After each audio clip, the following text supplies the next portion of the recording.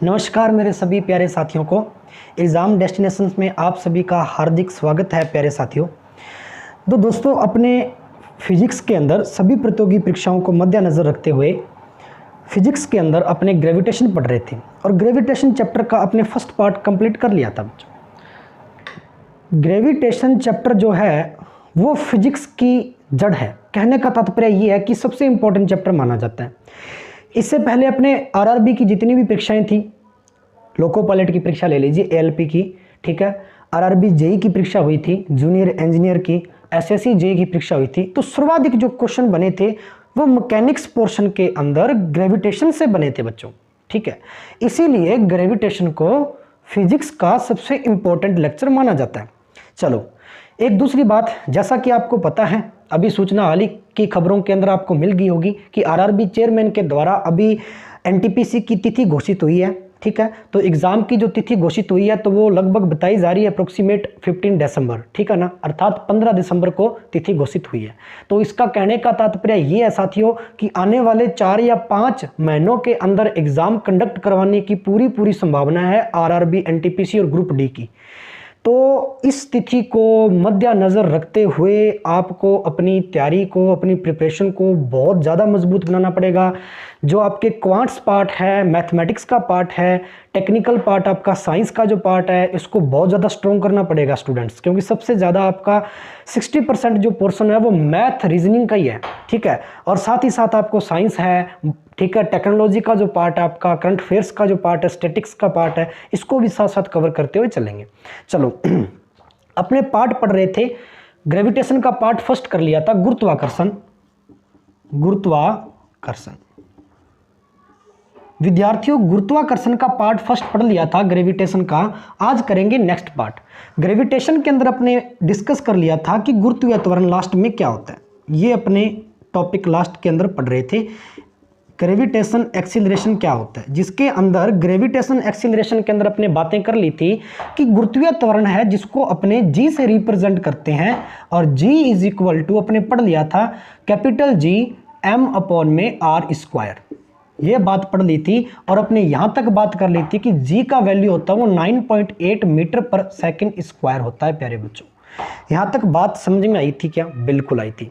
अब अपने पढ़ने जा रहे हैं, ये आपने पढ़ लिया था कि जो गुरुत्वीय त्वरण होता है साथियों, वो किसी वस्तु को, मान लीजिए कोई ऑब्जेक्ट है, इस ऑब्जेक्ट का मास द्रव्यमान m है, इस ऑब्जेक्ट को यदि पृथ्वी तल पर छोड़ा जाए, ठीक है, किसी वस्तु को मुक्त रूप से पृथ्वी तल पर छोड़ा जाए, तो गुरुत्वीय बल के कारण या गुरुत्वाकर्षण बल के कारण जो त्वरण उत्पन्न होगा, जो एक्सीलरेशन उत्पन्न होगा, उसे क्या कहेंगे? गुरुत्वीय त्वरण। तो ये तो बात समझ में आ गई कि कोई भी वस्तु जब गुरुत्वीय शक्ति के कारण पृथ्वी सतह पर आती है तो उस वस्तु में गुरुत्वीय त्वरण उत्पन्न होता है, अर्थात गुरुत्वीय त्वरण के अंतर्गत वो वस्तु है जो सतह पर क्या होती है?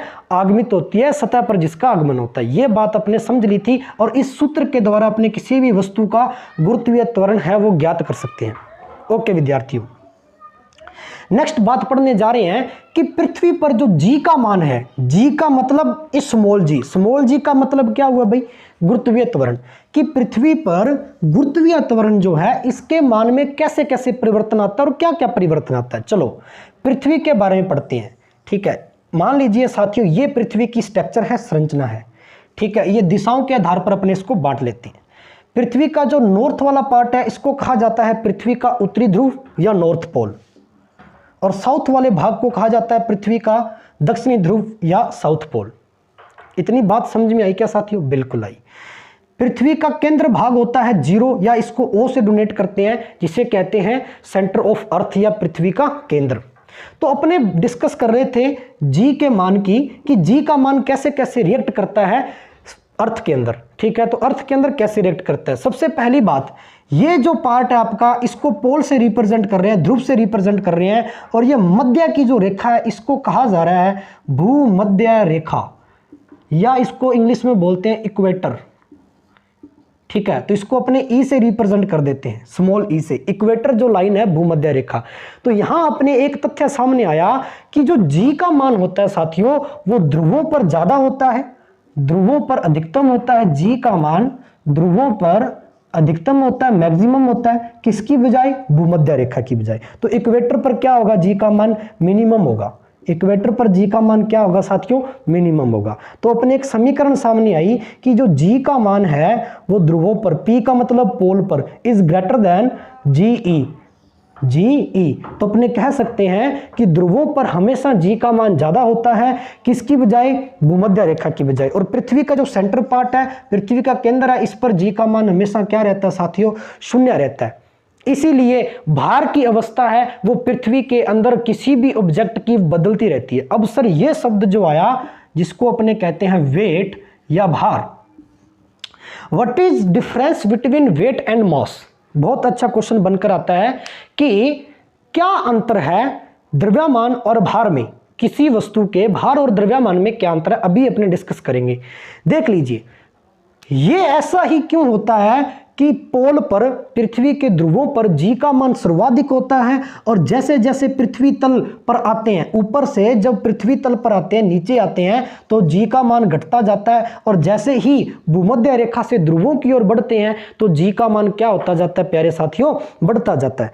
ऐसा प्रभाव क्यों होता है? ऐसा परिवर्तन कैसे देखने को मिलता है? देखिए, पृथ्वी की स्ट्रक्चर को यदि देखा जाए तो पृथ्वी है वो पूरी वृत्ताकार नहीं है, पृथ्वी की जो आकृति है वो दीर्घ वृत्ताकार है। यह बात आप सभी को पता होगी, आपने भूगोल के अंदर भी पढ़ा होगा और साइंस के अंदर भी ये एक्सटर्नल फैक्ट पढ़ा होगा आपने, कि पृथ्वी की जो संरचना होती है आकृति के अनुसार वो दीर्घ वृत्ताकार की संरचना होती है, अर्थात एलिप्स की संरचना होती है, कुछ ऐसी, बिल्कुल वृत्ताकार नहीं होती साथियों। अगर ऐसी संरचना होती है, या इसको कह सकते हैं कि जो ऊपर वाले भाग है, नॉर्थ और साउथ वाला भाग है, वो थोड़ा चपटा भाग होता है, बीच में धसा हुआ होता है। इस वजह से क्या होता है कि जो नॉर्थ पोल है, यहां जो पृथ्वी की त्रिज्या होती है साथियों, यहां जो रेडियस होती है वो क्या होती है? कम होती है। किसकी बजाय? किसकी बजाय? भूमध्य रेखा की बजाय। देखिए, आप इस तथ्य को एक चित्र के द्वारा यहां समझ सकते हैं साथियों। जैसे मान लीजिए ये पृथ्वी की संरचना थोड़ी ज्यादा चपटी बन गई, लेकिन एक बार फॉर एग्जांपल समझ लीजिए। ये आपका ध्रुव वाला भाग हो गया ऊपर, तो एक तो यहां की त्रिज्या, ये वाली त्रिज्या, ये वाला रेडियस पार्ट, और ये आपकी भूमध्य रेखा, एक यहाँ की त्रिज्या, ये वाला रेडियस पार्ट। अब साथियों, अपने आकृति के अंदर देखने से पता लग रहा है कि यहाँ की जो रेडियस है, यहाँ की जो त्रिज्या है वो छोटी है, किसकी बजाय? यहाँ वाली त्रिज्या की, क्योंकि यहाँ जो पृथ्वी का फैलाव है, ठीक है, पूर्व और पश्चिम वाले भाग में वो ज्यादा है, किसकी बजाय? नॉर्थ और साउथ वाले भाग की बजाय।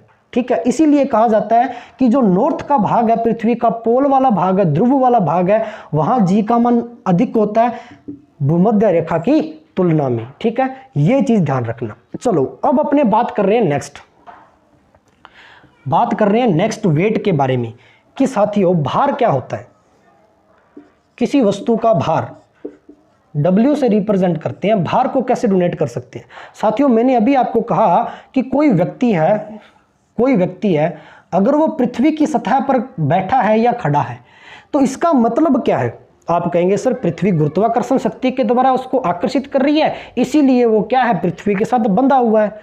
अरे पृथ्वी के चारों ओर का जो वातावरण है, इन्वायरमेंट जो है, वो भी तो गुरुत्वीय शक्ति के कारण बंधा हुआ है, इसीलिए तो वातावरण है। ठीक है, वैसे ही पृथ्वी की सतह पर व्यक्ति जो बैठा है वो ग्रेविटेशन पावर के कारण। ठीक है, अब अपने क्या पढ़ रहे हैं कि पृथ्वी ने इसको अपनी ओर क्यों खींचा अपनी ओर, कैसे आकर्षित किया? गुरुत्वीय शक्ति के कारण। और गुरुत्वीय शक्ति क्या है? एक बल है, एक फोर्स है। तो यहां से परिभाषा क्या निकल कर आई कि पृथ्वी जिस बल के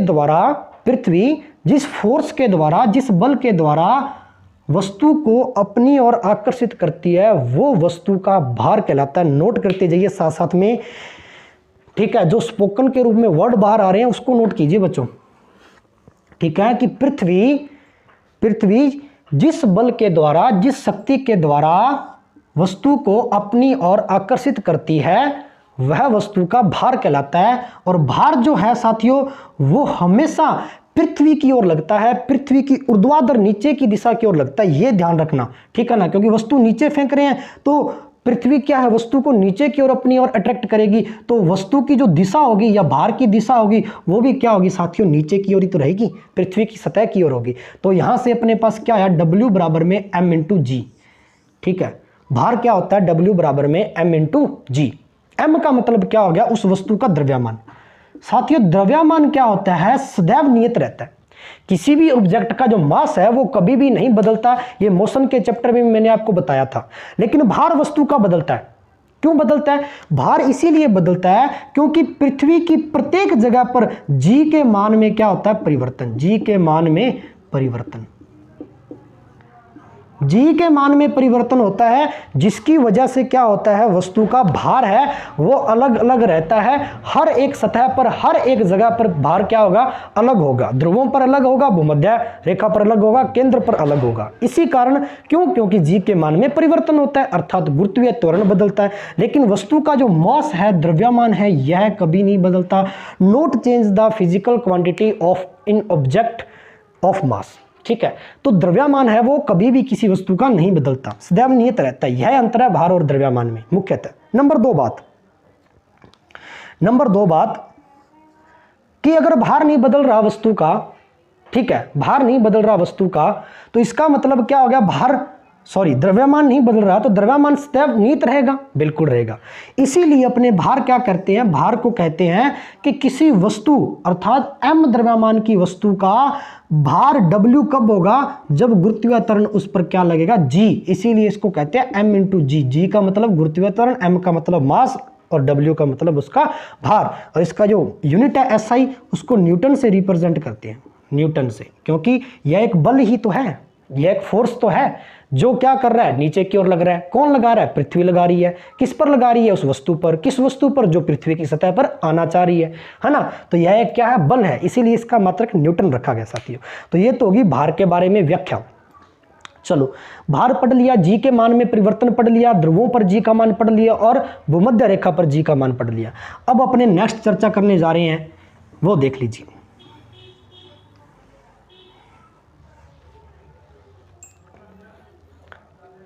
अब बात करते हैं अपने भारहीनता की। देखिए साथियों, भारहीनता, वेटलेसनेस, भारहीनता, भाई ये कैसी घटना है। भारहीनता का मतलब क्या है, अरे भाई भारहीन, हीन का मतलब होता है न होना, नथिंग।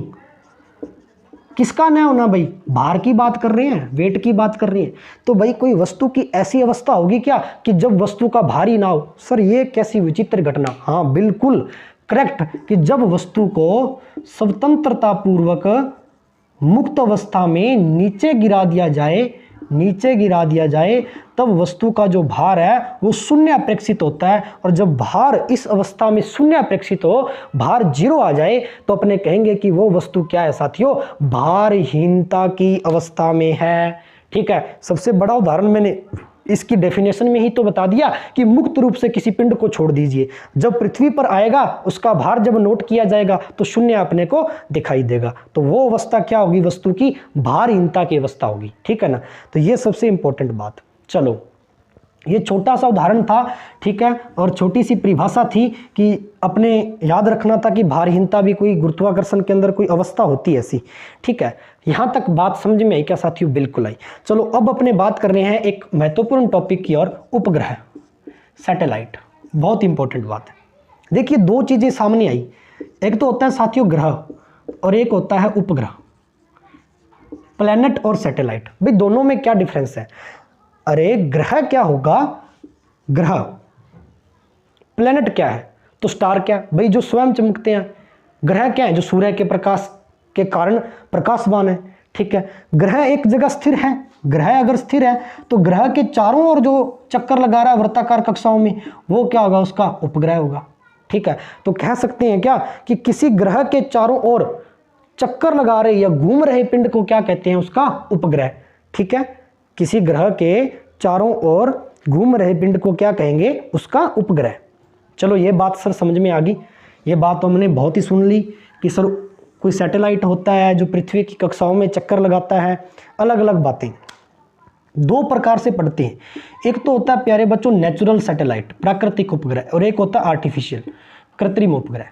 देखो प्राकृतिक उपग्रह का सबसे बड़ा उदाहरण, एक छोटी सी बात है, नॉर्मल सी बात है, सभी को पता होनी चाहिए कि पृथ्वी का उपग्रह जो है वो चंद्रमा, पृथ्वी का उपग्रह चंद्रमा, तो चंद्रमा क्या इंसान के द्वारा बनाया गया साथियों? नहीं।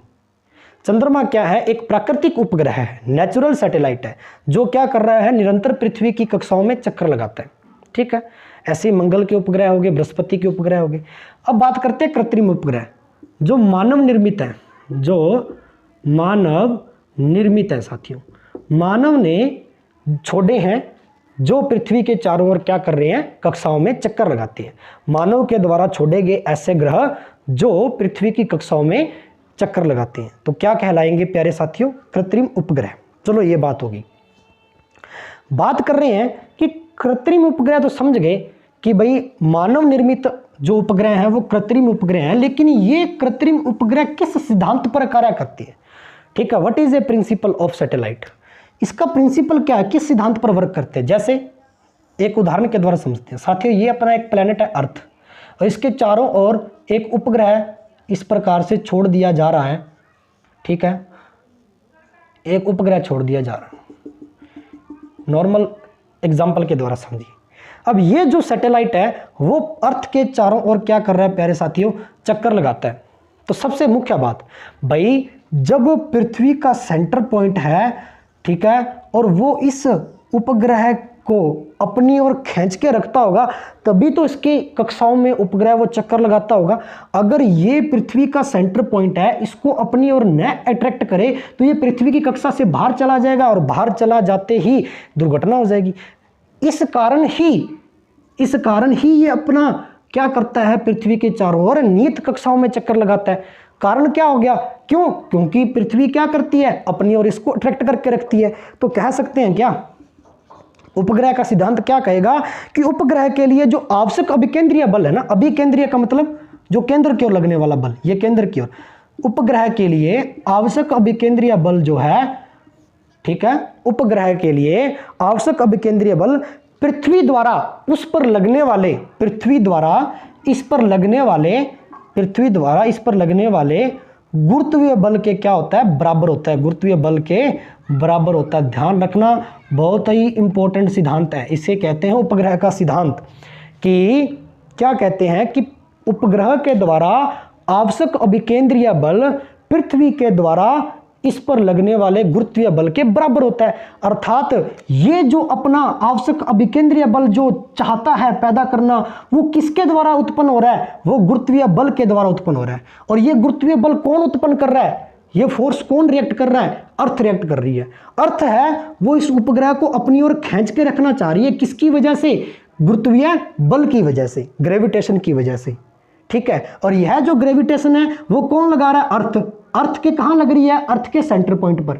इसीलिए इसको क्या कहेंगे? अभिकेंद्रीय बल, जो केंद्र की ओर लग रहा है। ठीक है ना, तो कह सकते हैं क्या कि अभिकेंद्रीय बल है वो इस सैटेलाइट के, इस गुरुत्वीय बल के क्या होगा? बराबर होगा, जो अर्थ इस पर लगा रही है। तो यहां पर अपने दो बातें सामने आई, ये अपने डायग्राम के द्वारा समझ लिया। तो अभिकेंद्रीय बल वो बराबर होगा साथियों गुरुत्व बल के।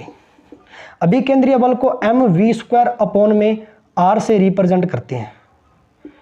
इस सैटेलाइट का जो मास है वो क्या है प्यारे साथियों? स्मॉल m है, और अर्थ का मास है वो कैपिटल M है। ठीक है, तो गुरुत्वीय बल क्या हो जाएगा? Gm स्मॉल m अपॉन में r²। ठीक है ना, ये चीज समझ में आ गई। स्मॉल m से स्मॉल m कैंसिल हो गया प्यारे बच्चों, एक r से r कैंसिल हो गया, तो v क्या बच गया? v² बराबर Gm अपॉन में r। तो v की वैल्यू क्या आ गई? √Gm अपॉन में r। और ये v क्या आया प्यारे साथियों? यह उपग्रह का वेग आ गया। यह v क्या आ गया? उपग्रह का वेग आ गया। किस उपग्रह का वेग आ गया भाई? v जो है वो उपग्रह का वेग आ गया रूट के अंदर, कि जो उपग्रह पृथ्वी के चारों ओर चक्कर लगा रहा था, m मॉस का उपग्रह जिस पर गुरुत्वीय बल लग रहा था पृथ्वी के द्वारा, उसका वेग अगर अपने को ज्ञात करना है तो इस सूत्र की सहायता से अपने उसका वेग ज्ञात कर सकते हैं। g का मान अपने को पता है, m मॉस अपने वैल्यू दी जाएगी, अर्थ का मॉस रेडियस अर्थात बीच की दूरी, बीच की दूरी का मतलब क्या? पृथ्वी और इस सैटेलाइट के बीच की दूरी r, तो v का मान यहां से फाइंड कर सकते हैं बच्चों। ठीक है ना, तो ये होगी अपने बात, इसे कहते हैं उपग्रह का सिद्धांत। यहां तक बात समझ में आई क्या? बिल्कुल आई। चलो अब अपने बात कर लेते हैं नेक्स्ट। सर कैसी बात करते हैं? देखिए ध्यान देना, यहाँ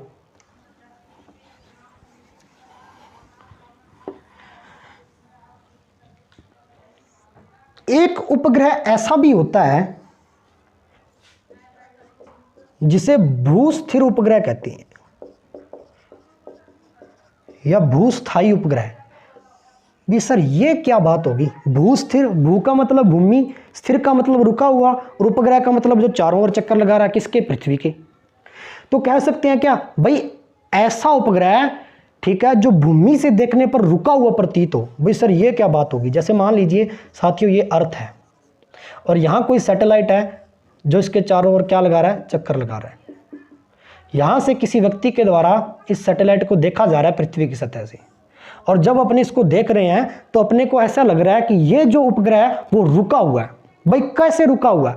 कब रुकेगा? रुकी हुई अवस्था कब दिखाई देगी इस उपग्रह की? जब यह उपग्रह अपना एक चक्कर, अपना एक राउंड 24 घंटे में पूरा करेगा। ऐसा उपग्रह जो अपना एक परिक्रमण काल या एक चक्कर 24 घंटे में पूरा करेगा, वो रुका हुआ दिखाई देगा। सर ऐसे कैसे? देखिए दो प्रकार के गति होती है। पृथ्वी दो प्रकार की गति करती है। एक तो पृथ्वी क्या करती है? अपने अक्ष पर घूमती है, अपनी दूरी पर घूमती है, और एक क्या है? सूर्य के चारों ओर परिक्रमा करती है। दो बातें होगी। तो जब पृथ्वी अपने अक्ष पर घूमती है तो वो पृथ्वी की क्या होगी प्यारे साथियों? अक्षीय गति। अक्षीय गति का परिक्रमण काल। और पृथ्वी के एक चक्कर का या अक्ष पर जो गति करती है उसका एक चक्कर या उसका परिक्रमण काल कितना होता है प्यारे साथियों? 24 घंटे, सभी को पता है। ठीक है, ये जो अक्षीय गति है इसका परिक्रमण काल, यदि इस उपग्रह के परिक्रमण काल के, उपग्रह का परिक्रमण काल कौन सा? जो पृथ्वी के चारों ओर घूम रहा है, इसके परिक्रमण काल के अगर बराबर हो जाए इसका अक्षीय परिक्रमण काल या अक्षीय गति, तो उसका परिक्रमण काल किसका भाई? उस उपग्रह का। यदि ये दोनों बराबर हो जाए तो इसका अक्षीय गति का परिक्रमण काल पृथ्वी का भी 24 घंटे है, तो बराबर होगा, अर्थात इसका भी कितना होगा? 24 घंटे। तो ये दोनों अगर इक्वल हो जाए तो पृथ्वी से देखने पर अपने वो सैटेलाइट क्या होगा? रुका हुआ प्रतीत होगा। ऐसा लगेगा कि वो चल नहीं रहा, वो परिक्रमा नहीं कर रहा, वो रुका हुआ सा है। और इसी अवस्था को क्या कहते हैं? भूस्थिर उपग्रह। ठीक है, इसी उपग्रह को क्या कहते हैं साथियों? भूस्थिर उपग्रह। यह पृथ्वी की सतह से, इसके बारे में एक एक्स्ट्रा फैक्ट है वो समझ लीजिए। पृथ्वी की सतह से लगभग बताया जाता है कि पृथ्वी की सतह से ये सतह, तो यहाँ से लगभग कितनी ऊंचाई पर छोड़े जाते हैं? तो 36,000 किलोमीटर की ऊंचाई पर। बहुत इंपॉर्टेंट, एग्जैक्ट वैल्यू है 35,830, अप्रोक्सीमेट 36,000 किलोमीटर। ठीक है, हाइट इज इक्वल टू। ठीक है, तो ये बात सामने आई कि जो भूस्थिर उपग्रह हैं वो पृथ्वी की सतह से 36,000 किलोमीटर की लगभग ऊंचाई पर छोड़े जाते हैं, जिसकी वजह से वे क्या दिखाई देते हैं? रुके हुए दिखाई देते हैं, अपनी जगह पर स्थिर दिखाई देते हैं। भाई कार्य क्या करते हैं? उपयोग क्या है इसका? यूज क्या है? तो प्यारे साथियों इसका यूज है कम्युनिकेशन मीडियम के अंदर, मतलब दूरसंचार माध्यम में संचारित जितनी भी व्यवस्थाएं हैं, दूरदर्शन जो है अपना, ठीक है, वो सारा का सारा इन्हीं उपग्रहों के माध्यम से लिया जाता है, या दूर संचार को बनाए रखने के लिए इनका उपयोग किया जाता है, इसीलिए ये छोड़े जाते हैं। ठीक है साथियों, ये हुई भूस्थिर उपग्रह के बारे में एक इंपॉर्टेंट सा फैक्ट और महत्वपूर्ण बात। यहां तक बात समझ में आई क्या? सर बिल्कुल आई। चलो ये बातें अपने पढ़ ली, गुरुत्वीय त्वरण के बारे में पढ़ लिया, ठीक है, गुरुत्वीय त्वरण के जी के मान में परिवर्तन को समझ लिया, उपग्रह पढ़ लिया, भारहीनता पढ़ ली, उपग्रह सिद्धांत पढ़ लिया, और भूस्थायी उपग्रह पढ़ लिया या भूस्थिर उपग्रह पढ़ लिया। इतनी बातें अपने को समझ में आ गई। ठीक है साथियों, तो आज अपने इतना ही करेंगे, ज़्यादा नहीं करवाऊंगा, थोड़ा थोड़ा अपने साथ में लेते चले है ना, बस साथ साथ में नोट करते जाएं, चीज़ें अपने आप ही समझ में आती जाएंगी, आसान होती जाएंगी। ओके साथियों, कोई चीज़ नहीं समझ में आ रही है, वीडियो को पॉज करें, एक बार देखें, 2 बार देखें, 3 बार देखें, आपको अवश्य समझ में आएगी। ओके साथियों, तो आज के लिए इतना ही। वीडियो अच्छा लगा हो तो लाइक भी करना है, शेयर भी करना है, और चैनल को सब्सक्राइब करना है। चाहने वालों के पास शेयर अवश्य करें। जो विद्यार्थी railway, NTPC, Delhi police group D की तैयारी कर रहे हैं ना, उन बच्चों तक ये वीडियो ज़्यादा से ज़्यादा शेयर किया करो भाई। ठीक है ना, व्यू भी बहुत कम आते हैं, बच्चे देख नहीं रहे हैं। ठीक है, जब आप नहीं देखोगे तो मोटिवेशन कैसे मिलेगा टीचर को, है ना। तो ज़्यादा से ज़्यादा अन्य साथी तक पहुँचाने की प्रयास किया करो। ओके, तो आज के लिए इतना ही। मिलते हैं नेक्स्ट लेक्चर के अंदर। जय हिंद, जय भारत।